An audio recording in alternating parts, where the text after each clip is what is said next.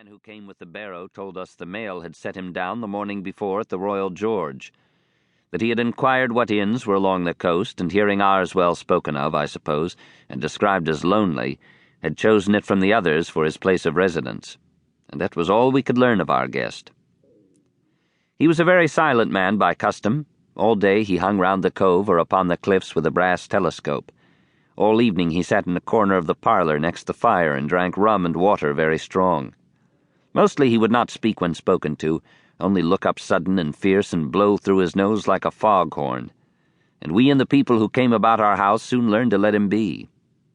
Every day when he came back from his stroll he would ask if any seafaring men had gone by along the road. At first we thought it was the want of company of his own kind that made him ask this question, but at last we began to see he was desirous to avoid them. When a seaman put up at the Admiral Benbow, as now and then some did, making by the coast road for Bristol, he would look in at him through the curtained door before he entered the parlour, and he was always sure to be as silent as a mouse when any such was present.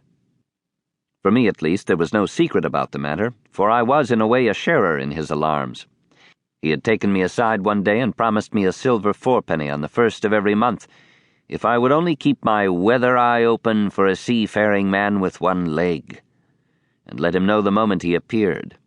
Often enough, when the 1st of the month came round and I applied to him for my wage, he would only blow through his nose at me and stare me down, but before the week was out he was sure to think better of it, bring me my fourpenny piece, and repeat his orders to look out for the seafaring man with one leg.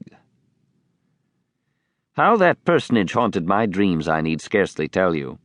On stormy nights when the wind shook the four corners of the house and the surf roared along the cove and up the cliffs, I would see him in 1,000 forms and with 1,000 diabolical expressions. Now the leg would be cut off at the knee, now at the hip. Now he was a monstrous kind of a creature who had never had but the one leg, and that in the middle of his body. To see him leap and run and pursue me over hedge and ditch was the worst of nightmares.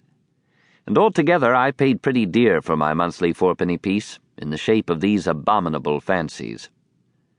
But though I was so terrified by the idea of the seafaring man with one leg, I was far less afraid of the captain himself than anybody else who knew him.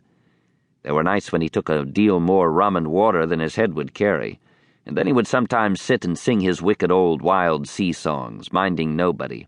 But sometimes he would call for glasses round and force all the trembling company to listen to his stories, or bear a chorus to his singing. Often I've heard the house shaking with yo-ho-ho and a bottle of rum, all the neighbors joining in for dear life with the fear of death upon them, and each singing louder than the other to avoid remark. For in these fits he was the most overriding companion ever known. He would slap his hand on the table for silence all round. He would fly up in a passion of anger at a question, or sometimes because none was put, and so he judged the company was not following his story. Nor would he allow anyone to leave the inn till he had drunk himself sleepy and reeled off to bed.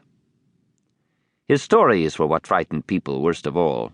Dreadful stories they were, about hanging and walking the plank and storms at sea and the dry Tortugas, and wild deeds and places on the Spanish Main. By his own account he must have lived his life among some of the wickedest men that God ever allowed upon the sea, and the language in which he told these stories shocked our plain country people almost as much as the crimes that he described. My father was always saying the inn would be ruined, for people would soon cease coming there to be tyrannized over and put down and sent shivering to their beds. But I really believe his presence did us good. People were frightened at the time, but on looking back they rather liked it. It was a fine excitement in a quiet country life. And there was even a party of the younger men who pretended to admire him, calling him a true sea dog and a real old salt and such like names, and saying there was the sort of man that made England terrible at sea. In one way, indeed, he bade fair to ruin us, for he kept on staying week after week, and at last month after month, so that all the money had been long exhausted, and still my father never plucked up the heart to insist on having more. If ever he mentioned it, the captain blew through his nose so loudly that you might say he roared, and stared my poor father out of the room. I've seen him wringing his hands after such a rebuff, and I am sure the annoyance and the terror he lived in must have greatly hastened his early and unhappy death. All the time he lived with us, the captain made no change whatever in his dress, but to buy some stockings from a hawker. One of the cocks of his hat having fallen down, he let it hang from that day forth, though it was a great annoyance when it blew. I remember the appearance of his coat, which he patched himself up.